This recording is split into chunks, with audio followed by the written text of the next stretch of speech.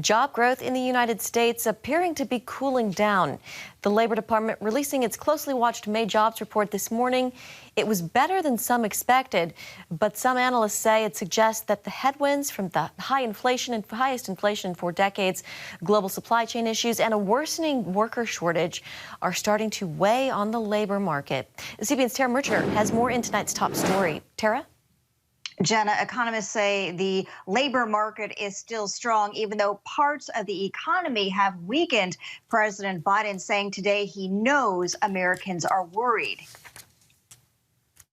Has added some 390,000 jobs in May for the 17th consecutive month of gains. I know that even with today's good news, a lot of Americans remain anxious, and I understand the feeling. Though the lowest number of jobs added to the economy in a year, experts say it shows a resilient job market, even amid concerns the economy will weaken in the coming months as the Fed raises interest rates to fight inflation. President Biden trying to allay fears as Americans feel the strain of rising prices on all fronts. And there's no denying that high prices, particularly around gasoline and food, are a real problem for people.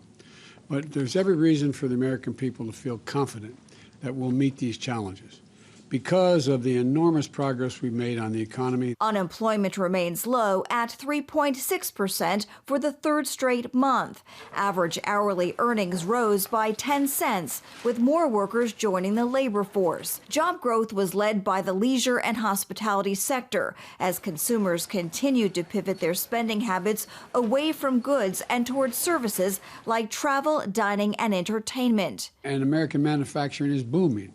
600,000 new manufacturing jobs created since I took office. Though economists say this is a good report, some believe trouble lies ahead. I'm worried about the future, and I think the biggest problem right now is not jobs, it's the inflation that's just killing and eroding people's paychecks.